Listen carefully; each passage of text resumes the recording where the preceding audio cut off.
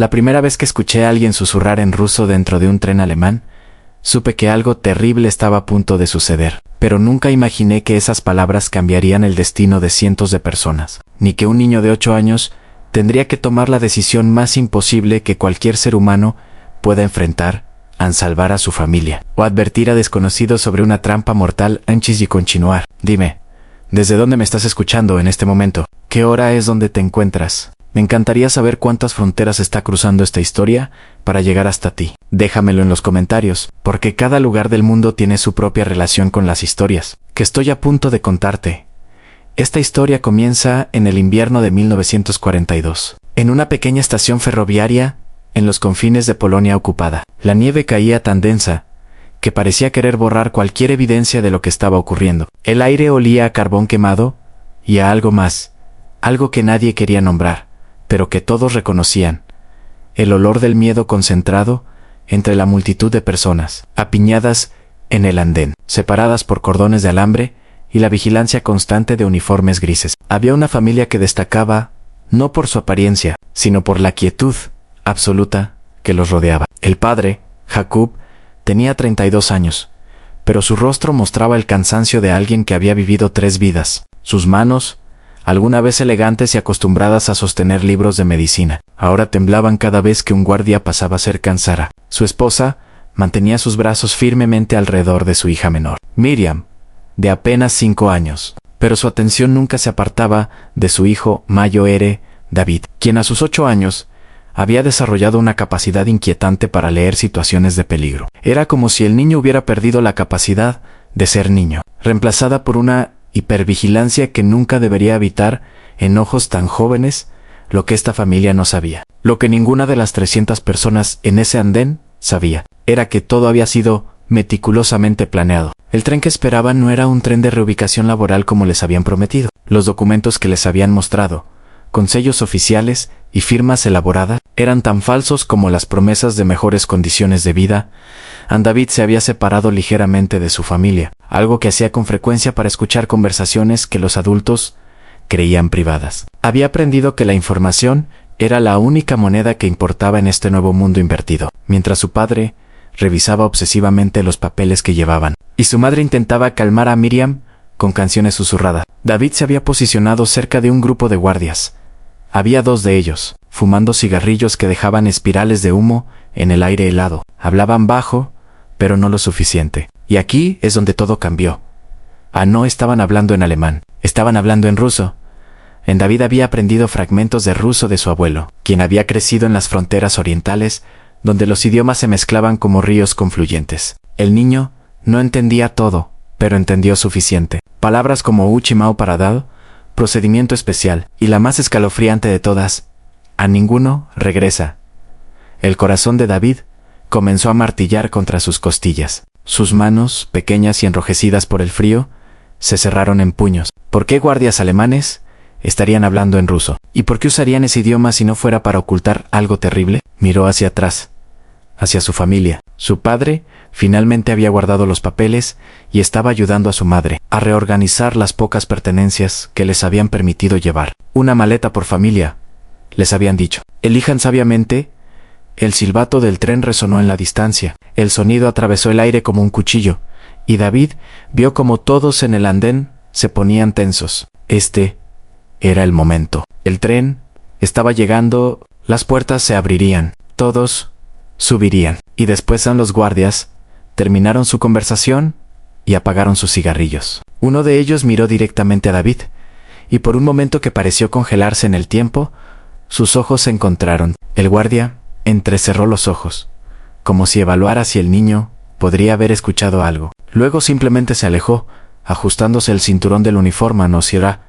El tren emergió de la niebla de nieve como una bestia metálica. No era un tren de pasajeros normal. Los vagones eran de carga, con pequeñas ventanas enrejadas en la parte superior. David había visto este tipo de vagones antes usados para o transportar ganado. Su estómago se revolvió en las puertas metálicas. Se abrieron con un chirrido que hizo que varios niños comenzaran a llorar. Los guardias comenzaron a gritar órdenes, empujando a la multitud hacia adelante. La masa de gente comenzó a moverse como una ola inevitable. Tenía segundos para tomar una decisión. Podía quedarse callado, subir con su familia, mantenerlos juntos, o podía gritar lo que había escuchado, advertir a todos, y posiblemente condenar a su familia a ser separados, o algo peor por causar problemas. En sus ojos encontraron a Miriam, quien lo miraba con esa confianza absoluta que solo los hermanos pequeños pueden tener. Ella creía que David siempre sabría qué hacer, siempre los protegería. En las personas comenzaron a subir a los vagones. David vio cómo familias enteras eran empujadas dentro, como el espacio se volvía cada vez más apretado. Escuchó a alguien protestar sobre las condiciones. Solo para ser golpeado con la culata de un rifle, su padre lo llamó David. Ven aquí ahora. Pero David no se movió. Sus pies parecían clavados al suelo congelado. En su mente, las palabras en ruso seguían repitiéndose: ninguno regresa, ninguno regresa, ninguno regresa. Fue entonces cuando lo vio. En el siguiente vagón, ya casi lleno, había una ventana con barrotes, y detrás de esos barrotes, David pudo ver algo que los guardias no habían limpiado completamente: marcas de uñas, arañazos profundos en la madera, como si alguien hubiera intentado desesperadamente salir en este tren. Ya había hecho este viaje antes, y las personas que habían estado en esos vagones habían luchado por escapar a la decisión de David. Sucedió en su cuerpo antes de que su mente pudiera procesarla completamente. Su garganta se abrió y de ella salió un grito que cortó a través del caos como un rayo. ¡No entren al coche! ¡Están hablando en ruso! ¡Es una trampa! El efecto fue instantáneo. Las personas más cercanas a David se detuvieron. Los guardias giraron sus cabezas hacia él con velocidad aterradora. Su padre dejó caer la maleta que sostenía, su rostro transformándose en una máscara de horror absoluto. Pero David no se detuvo. Siguió gritando: los guardias alemanes están hablando en ruso. Dijeron que ninguno regresa. Escuché todo. El caos que siguió fue indescriptible. Algunas personas comenzaron a retroceder, negándose a subir. Otras, confundidas o demasiado aterrorizadas para desobedecer, siguieron avanzando. Los guardias comenzaron a gritar contraórdenes, sus voces mezclándose con el llanto de niños y los gritos de pánico. Uno de los guardias, el que David había visto fumando, comenzó a caminar directamente hacia él. Su mano se movió hacia la pistola en su cinturón. Sus ojos no mostraban ira, sino algo más frío. Con determinación profesional, Jacob se lanzó hacia adelante, colocándose entre el guardia y su hijo. «Es solo un niño», suplicó en alemán quebrado. «Está asustado. No sabe lo que dice. Por favor». Pero el guardia lo apartó con tanta fuerza que Jacob cayó sobre la nieve sucia. Sara gritó, abrazando a Miriam tan fuerte que la niña comenzó a llorar de dolor.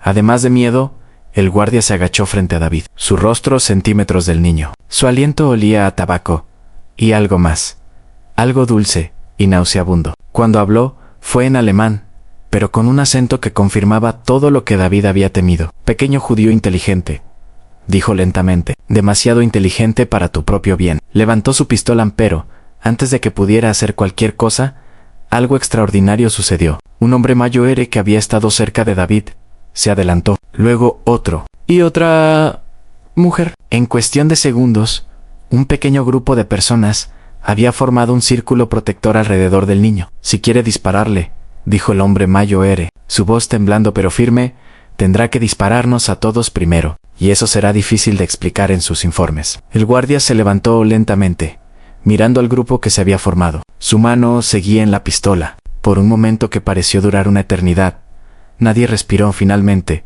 otro guardia se acercó, de rango más alto a juzgar por las insignias en su uniforme. Habló rápidamente en el oído del primer guardia. David no pudo escuchar las palabras exactas, pero vio cómo el guardia bajaba su arma. Aunque la frustración en su rostro era palpable en el oficial de mayor rango, se dirigió a la multitud. En el andén, su voz amplificada y tranquilizadora: «Ha habido un malentendido. Este niño está confundido por el estrés del traslado. Los rumores y el pánico no ayudan a nadie. El tren los llevará a un campo de trabajo donde serán tratados de acuerdo con las regulaciones internacionales. Tienen mi palabra». Pero algo había cambiado. La semilla de la duda había sido plantada. David había abierto una grieta en la fachada cuidadosamente construida, y a través de esa grieta, la verdad estaba filtrándose. Aproximadamente una cuarta parte de las personas en el andén se negaron a subir. No importaba cuánto gritaran los guardias, cuánto amenazaran, se quedaron en el andén, prefiriendo enfrentar castigos inmediatos que subir a esos vagones. La familia de David estaba entre ellos. Jacob había tomado una decisión en ese momento crítico en creer en su hijo. Si David había estado dispuesto a arriesgar todo por esa advertencia, entonces debía haber algo verdadero en ella. Los guardias, enfrentados a una situación que estaba saliendo de control, finalmente optaron por cargar los vagones con aquellos que todavía obedecían. Las puertas metálicas se cerraron con un sonido que David nunca olvidaría. Rostros aparecieron en las pequeñas ventanas enrejadas. Manos se extendieron a través de los barrotes mientras el tren comenzaba a alejarse. Alguien desde dentro gritó: «Dile al mundo lo que está pasando. Dile al mundo». Pero, ¿qué mundo? ¿Quién escucharía? ¿Quién creería? Las personas que se habían negado a subir fueron separadas y llevadas de regreso a través de la nieve. David esperaba que los ejecutaran inmediatamente, pero en cambio, fueron conducidos a un edificio cercano que había servido como almacén. Las puertas se cerraron con llave, pero al menos había algo de refugio del frío en ese espacio oscuro, con solo la luz filtrándose por ventanas altas y sucias. Aproximadamente 75 personas se encontraron en un limbo. No sabían si habían salvado sus vidas o simplemente pospuesto lo inevitable. Jacob se sentó en el suelo de concreto, atrayendo a David hacia él. El niño temblaba, no por el frío sino por la enormidad de lo que había hecho. Sara y Miriam se acurrucaron al otro lado. ¿Hice lo correcto?, susurró David, su voz rompiéndose. ¿Qué pasará con las personas en el tren? ¿Y si estaba equivocado? Jacob presionó su frente contra la de su hijo. No estabas equivocado. Lo supe en el momento en que gritaste. Vi la verdad en los ojos de ese guardia. El hombre mayor que había protegido a David se acercó y se arrodilló junto a ellos. «Pequeño», dijo suavemente, «lo que hiciste hoy requirió más coraje del que la mayoría de los adultos poseerán en toda su vida. Salvaste vidas, incluyendo las nuestras». Pero David no se sentía como un héroe. Se sentía destrozado, porque incluso si había salvado a 75 personas, había 200 en ese tren. 200 personas que no lo habían escuchado o no le habían creído, o que simplemente habían estado demasiado aterrorizadas para desobedecer.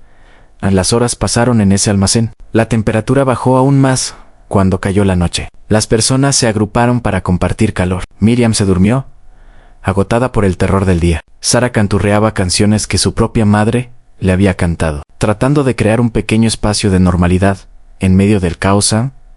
Fue cerca de la medianoche cuando escucharon voces afuera, pasos, el sonido de llaves en la cerradura. Todos se pusieron tensos, esperando lo peor. Pero cuando la puerta se abrió, no eran los guardias uniformados. Era un grupo de hombres en ropa civil, algunos con brazaletes que David no reconoció. Uno de ellos llevaba una linterna que iluminó los rostros asustados mirándolos. «Somos partisanos», dijo el hombre con la linterna en polaco, luego en yiddish, para asegurarse de que todos entendieran. «Los guardias que estaban aquí han sido neutralizados. Tenemos poco tiempo. Pueden venir con nosotros al bosque o pueden intentar su suerte quedándose aquí cuando lleguen refuerzos. Pero tienen que decidir ahora». La decisión fue unánime. Siguieron a los partisanos hacia la noche oscura, dejando atrás el almacén, la estación, el tren fantasma que se había llevado a tantos durante días. Caminaron a través de bosques densos, ocultándose durante el día, moviéndose por la noche. David aprendió a caminar en silencio, a seguir señales que eran invisibles para él. Solo días antes, aprendió que el mundo tenía más matices de los que había imaginado. Había enemigos en uniformes oficiales y salvadores, vestidos de campesinos. El grupo de partisanos que los había rescatado era parte de una red más grande. Incluía polacos, rusos desertores, judíos que habían escapado de guetos, e incluso algunos alemanes que habían rechazado el régimen. Era un grupo improbable, unido por una sola cosa: la convicción de que lo que estaba sucediendo era tan fundamentalmente incorrecto que valía la pena arriesgar todo para resistirlo. A uno de los partisanos, un hombre llamado Antoni, se había tomado un interés particular en la familia de David. Una noche, mientras el grupo descansaba en un claro del bosque, Antoni se sentó junto a Jacob, junto a un pequeño fuego. «Su hijo», dijo Antoni, su voz apenas audible sobre el crepitar de las llamas, «tiene un don poco común, o una maldición, dependiendo de cómo lo vea. Jacob miró a David, quien estaba durmiendo con su cabeza en el regazo de Sara. ¿Qué quiere decir? Ve patrones que otros no ven, escucha cosas que otros ignoran. Es el tipo de persona que o muere joven porque el mundo no puede tolerar esa claridad, o sobrevive para contar historias que nadie más puede contar. ¿Cómo sabes sobre el tren?, preguntó Jacob. Abruptamente Antoni miró las llamas por un largo momento antes de responder. Porque interceptamos comunicaciones, porque tenemos personas que trabajaron en esos campos antes de escaparan, porque su voz se quebró ligeramente, porque yo mismo estuve en un tren similar y salté cuando disminuyó la velocidad. Sobreviví, mi familia no. El silencio que siguió fue profundo. Finalmente, Antoni continuó en el tren en el que su hijo impidió que subieran. Fue a Treblinka. Es un campo que ni siquiera pretende ser sobre trabajo. Es una fábrica de muerte. Las personas son asesinadas dentro de horas de su llegada. Su hijo, Jacob, salvó 75 vidas con un solo grito. Jacob cerró sus ojos, lágrimas deslizándose por sus mejillas. Pero 200 más. 200 que habrían muerto de todos modos, dijo Antoni firmemente. No permita que su hijo cargue con culpa que no le pertenece. Los monstruos que crearon este sistema son los responsables, no un niño de 8 años que tuvo el coraje de decir la verdad. Durante las semanas que siguieron, el grupo de 75 personas se dispersó gradualmente. Algunos encontraron refugio con familias campesinas dispuestas a arriesgar sus propias vidas. Otros se unieron a diferentes grupos de partisanos. Algunos fueron capturados, algunos murieron de frío o hambre. La familia de David eventualmente encontró refugio en el sótano de una granja remota, propiedad de una viuda anciana llamada Magdalena. Ella había perdido a su propio hijo en las primeras etapas de la guerra, y veía en David algo de lo que su hijo podría haber sido. Anne fue en ese sótano oscuro, durante los largos meses del invierno, donde David comenzó a escribir. Magdalena le había dado un cuaderno viejo y un lápiz gastado. Para cuando todo esto termine, había dicho, ¿alguien necesita recordar David? Escribió sobre el andén, sobre los guardias hablando en ruso, sobre las marcas de uñas en los vagones, sobre las personas que lo habían protegido con sus propios cuerpos, sobre el tren, alejándose con rostros presionados contra las ventanas enrejadas. Escribió en yiddish, en polaco, en los fragmentos de alemán que había aprendido. Escribió hasta que sus dedos se entumecían, hasta que sus ojos ardían en la tenue luz de la vela. Sara se preocupaba de que estuviera obsesionándose, pero Jacob entendía. Déjalo, le decía a su esposa. Así es como está procesando todo esto. Así es como está sobreviviendo. Miriam, ahora con 6 años, había dejado de hablar casi por completo. Se comunicaba en susurros, o no se comunicaba en absoluto, pero nunca dejaba el lado de David, como si su hermano mayor fuera el único punto. Seguro en un mundo que había probado ser completamente impredecible, a la primavera llegó finalmente, trayendo no solo de cielo, sino también nuevos peligros. Las patrullas se intensificaron, hubo redadas en pueblos cercanos. Magdalena escuchó rumores de que los alemanes estaban ofreciendo recompensas por información sobre judíos escondidos en una noche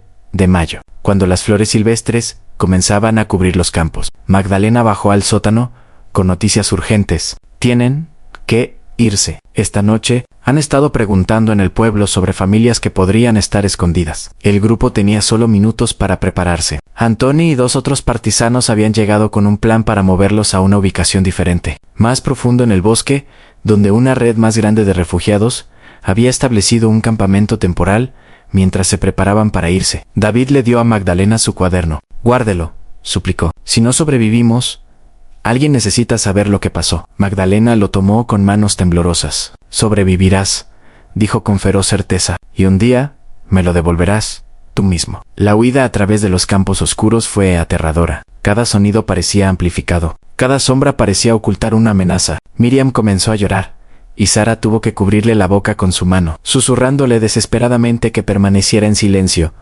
Estaban a medio camino del bosque cuando escucharon los perros. El sonido de ladridos atravesó la noche como un presagio de perdición. Las patrullas los habían detectado. Antoni tomó una decisión rápida. Divídanse. 3 grupos diferentes. Confundan a los perros. Punto de encuentro en el viejo molino, junto al río. La familia de David fue con Antoni y otro partisano llamado Piotra. Corrieron a través de la oscuridad, las ramas arañando sus rostros. las raíces amenazando con derribarlos en cada paso. Los ladridos se acercaban.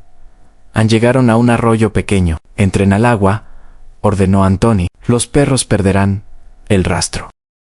El agua estaba helada, alimentada por el deshielo de las montañas. Miriam jadeó cuando entró, su pequeño cuerpo temblando violentamente. Caminaron corriente arriba durante lo que pareció una eternidad, el agua llegando hasta la cintura de los adultos y el pecho de los niños. Finalmente, Anthony les indicó que salieran en un punto donde grandes rocas ocultaban la orilla. Se escondieron detrás de estas rocas, empapados, temblando, tratando desesperadamente de controlar su respiración. Los perros pasaron junto a ellos. En la oscuridad, sus manejadores maldiciendo la pérdida del rastro. Las voces se desvanecieron gradualmente, pero el grupo permaneció congelado en su lugar durante horas, esperando asegurarse de que era seguro moverse. Fue durante estas horas de espera silenciosa, con el agua fría, aún goteando de su ropa, que David tuvo una realización. Su grito en el andén había hecho más que salvar 75 vidas en ese momento. Había creado ondas. Cada persona que había sido salvada podría contarle a alguien más. Podrían advertir a otros. Podrían resistir de pequeñas maneras. Una acción, un momento de coraje, podría ramificarse en formas que nunca podría predecir ni controlar. Para bien y para mal, cuando finalmente llegaron al viejo molino, solo 2 de los 3 grupos estaban allí. El tercero nunca llegó. Entre los desaparecidos estaba el hombre Mayo Ere que había protegido a David en el andén. Esta sería una de muchas pérdidas en los meses que siguieron. El campamento del bosque ofrecía seguridad relativa pero no absoluta. Las enfermedades propagaban.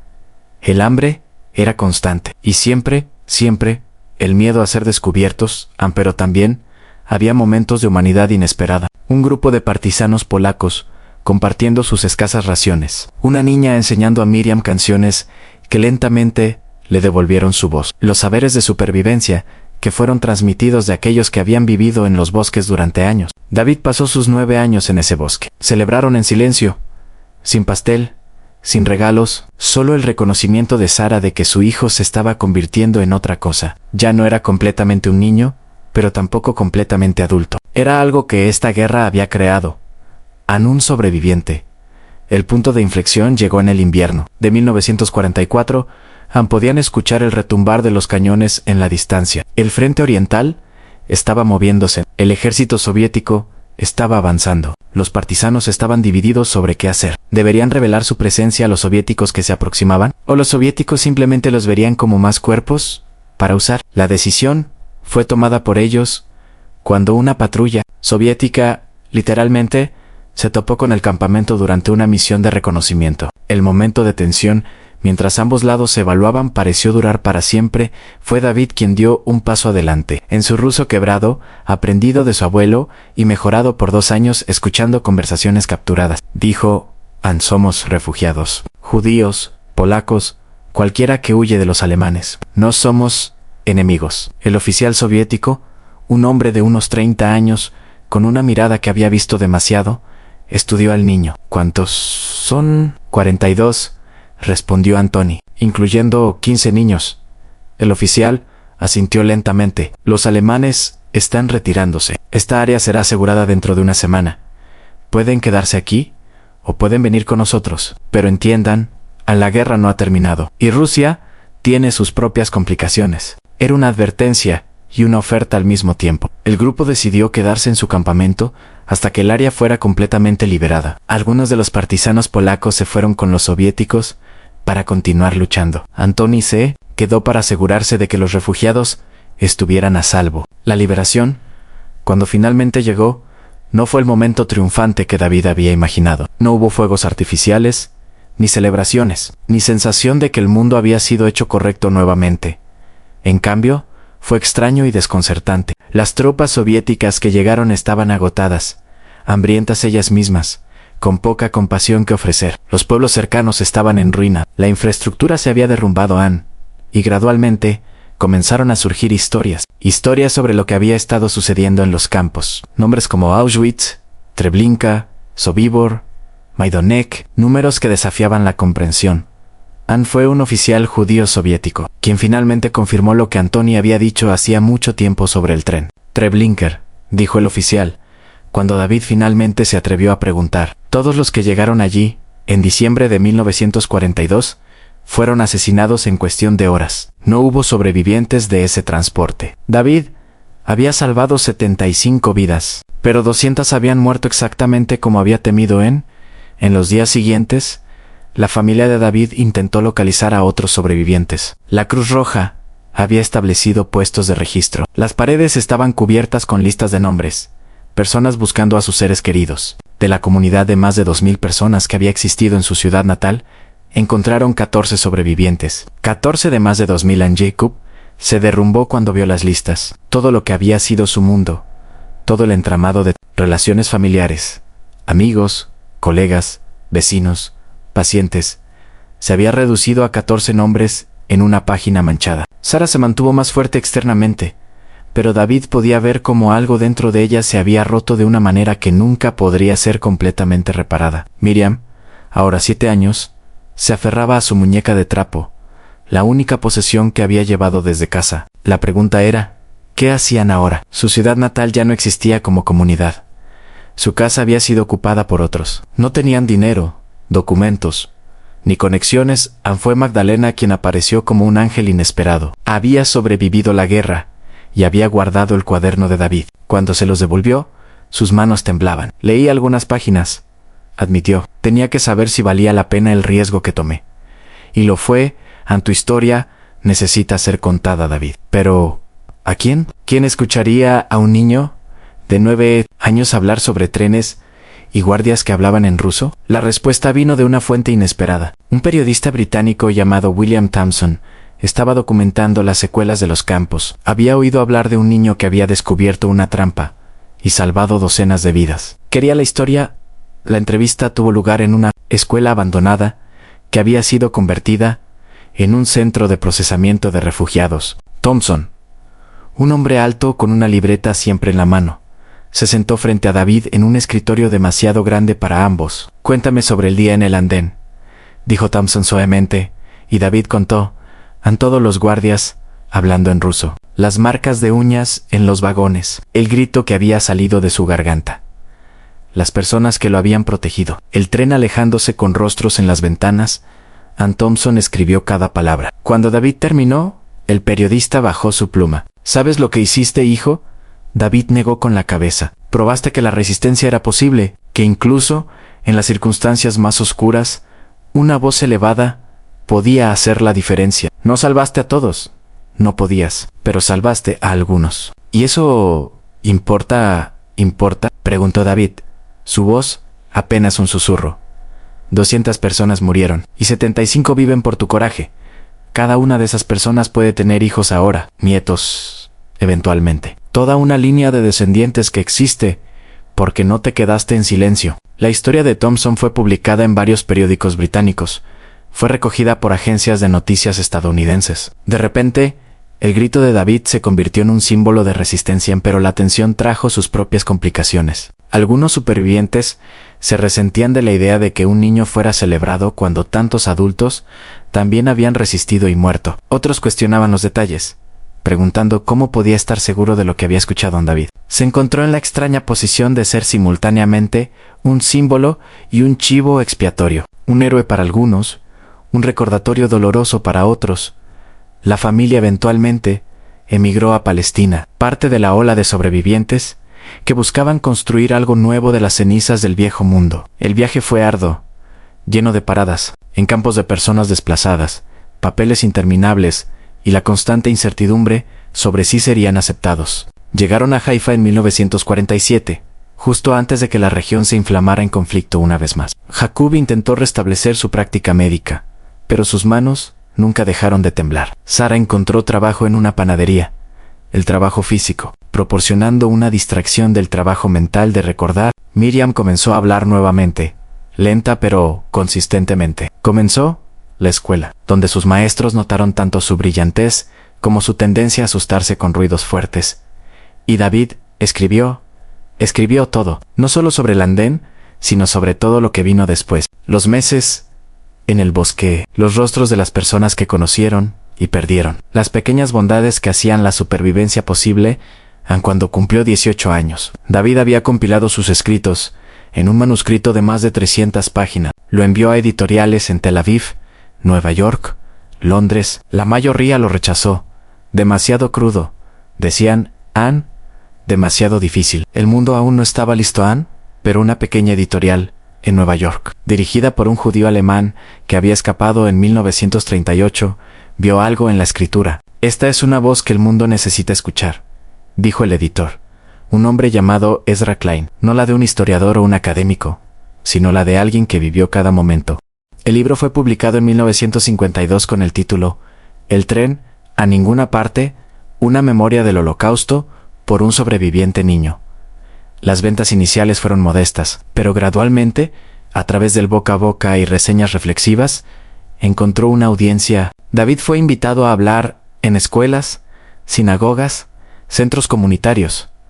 Al principio, lo aterrorizaba pararse frente a grupos de personas, revivir el peor día de su vida una y otra vez. Pero se dio cuenta de que tenía una responsabilidad para con aquellos que no podían hablar. Durante una de estas charlas, en una escuela secundaria en Brooklyn, una joven levantó su mano. ¿Alguna vez te arrepientes de gritar?, preguntó. ¿De no haber simplemente subido al tren con tu familia? David consideró la pregunta cuidadosamente. Era algo con lo que luchaba en la quietud de la noche, cuando los sueños lo llevaban de regreso al andén nevado. Todos los días, respondió honestamente, todos los días me pregunto ¿qué habría pasado si hubiera hecho algo diferente? Si hubiera esperado, si hubiera sido más inteligente en cómo advertía a la gente, si hubiera podido salvar más. Hizo una pausa, mirando los rostros jóvenes, mirándolo. Pero entonces recuerdo algo que un partisano me dijo una vez: no somos responsables de los monstruos que crean los sistemas de mal, solo somos responsables de nuestras propias elecciones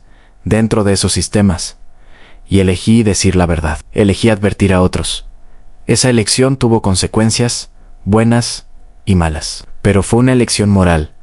Otra mano se levantó. Un niño esta vez, no mayor de lo que David había sido en el andén. Si estuvieras allí hoy, ¿gritarías de nuevo? David sonrió, aunque había tristeza en ella en todos los días. Gritaría todos los días, porque la alternativa, el silencio ante la maldad, es algo con lo que no podría vivir. Durante los años siguientes, David continuó hablando, escribiendo, documentando. Se casó con una mujer llamada Rochelle, también sobreviviente, que entendía las pesadillas que venían por la noche y las formas en que el pasado se entrometía en el presente.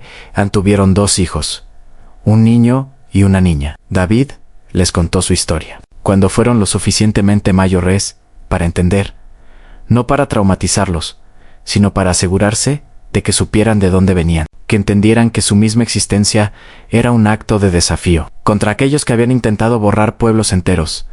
Jacob vivió hasta 1968, sus manos temblando hasta el final, pero su mente aguda. En su lecho de muerte, sostuvo la mano de David y dijo: Anne, estoy orgulloso de ti, no solo por lo que hiciste ese día en el andén, sino por cada día desde entonces, por elegir recordar a Anne, por elegir hablar, por elegir vivir plenamente a pesar de todo. Sara sobrevivió a su esposo por casi 20 años, convirtiéndose en una figura familiar en la comunidad, conocida por su panadería, pero también por su voluntad de sentarse con otros sobrevivientes, de escuchar sus historias, de proporcionar el tipo de comprensión que solo puede venir de la experiencia compartida. Miriam se convirtió en maestra, especializándose en trabajar con niños que habían experimentado trauma. Nunca habló públicamente sobre su propia experiencia, pero su trabajo fue su testimonio.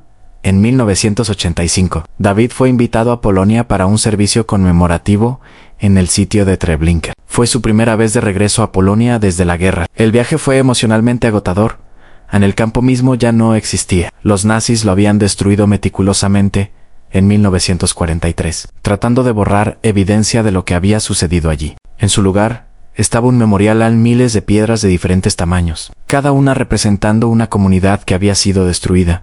David se paró entre esas piedras, mientras el viento soplaba a través del claro del bosque. Trató de imaginar a las 200 personas que habían estado en ese tren. Trató de darle un rostro a cada una, sabiendo que era imposible en un sobreviviente de Treblinka. Uno de los pocos que habían escapado durante el levantamiento del campo se acercó a David. «Leí tu libro», dijo el hombre, cuyo nombre era Shlomo, sobre el andén en David. Asintió. sin saber qué decir. No pudiste salvar a los que vinieron a Treblinka, continuó Shlomo, pero salvaste a 75. Yo estuve aquí, vi lo que le sucedió a miles. Créeme cuando te digo, 75 vidas no son insignificantes. 75 vidas son un universo. Esa noche, David escribió en su diario hoy me paré donde murieron 200 personas, debido a un tren que no pude detener. Pero en algún lugar, 75 personas están vivas, posiblemente con sus propias familias ahora, debido a un grito que no pude retener. No sé cómo reconciliar estas dos verdades. Quizás nunca lo hagan. Quizás no se supone que deba hacerlo. En sus últimos años, David se volvió cada vez más preocupado por el resurgimiento del antisemitismo, del nacionalismo extremo, de la retórica que deshumanizaba a grupos enteros de personas. Vio ecos de los patrones que había reconocido de niño. Dio su última charla pública a los 82 años, en una conferencia sobre genocidio y prevención. Su voz era débil ahora, pero sus palabras eran claras. Aprendí algo en un andén nevado cuando tenía 8 años. Aprendí que el mal opera en silencio y secreto. Depende de que la gente no haga preguntas, que no se levante, que no conecte los puntos. Cuando escuché a esos guardias hablando en ruso, hablando en un código que pensaban que nadie entendería, supe que el silencio me convertiría en cómplice. Miró a través del público, su mirada deteniéndose en los rostros jóvenes. Ustedes, la próxima generación, enfrentarán sus propios andenes, sus propios momentos en los que el silencio será más fácil que hablar. Cuando descubran que algo está terriblemente mal, pero les será costoso decir algo al respecto. En esos momentos, recuerden a su voz importa. Una sola voz elevada en verdad puede salvar vidas. Puede que no pueda salvar a todos, pero puede salvar a algunos. Y eso es todo lo que podemos hacer. David falleció en 2019, a los 85 años, rodeado de su familia. Su obituario apareció en los principales periódicos de todo el mundo, contando la historia del niño que gritó una advertencia y salvó 75 vidas. Pero la historia no terminó allí. En su testamento, David había dejado instrucciones para que se estableciera una fundación. La Fundación del Grito Silencioso. La llamó, dedicada a apoyar a denunciantes y personas que hablan en contra de la injusticia en Rochelle. Ahora viuda, supervisó el lanzamiento de la fundación. En la ceremonia de apertura, leyó una carta que David había escrito para ser abierta después de su muerte. A cualquiera que lea esto pasé 77 años, viviendo con las consecuencias de un solo momento de valor. Salvé a algunas personas, no salvé a otras. Llevé ambas verdades hasta mi último aliento. Pero si pudiera retroceder al andén, sabiendo todo lo que sé ahora, gritaría incluso más fuerte, porque el silencio ante la maldad no es neutralidad, es complicidad. Y esa es una carga más pesada de llevar que cualquier consecuencia de decir la verdad. La fundación continúa hoy financiando protecciones legales para denunciantes, apoyando a periodistas de investigación y educando a las personas sobre cómo reconocer y resistir sistemas de opresión. Pero quizás el legado más profundo de David no está en instituciones o libros, sino en algo más simple: 75 personas que vivieron, que tuvieron hijos, que crearon arte, que amaron y fueron amadas, que contribuyeron al mundo de formas grandes y pequeñas. Después de la muerte de David, un genealogista llamado Avi Rosenfeld decidió rastrear a los descendientes de aquellas 75 personas que no subieron al tren ese día. Llevó años de investigación, entrevistas, registros de ADN. Los resultados fueron asombrosos. De esas 75 personas, aproximadamente 42 habían sobrevivido la guerra. De esos sobrevivientes, había ahora más de 300 descendientes directos, 300 seres humanos que no existirían si un niño de 8 años no hubiera gritado una advertencia. Rosenfeld organizó una reunión en 2022.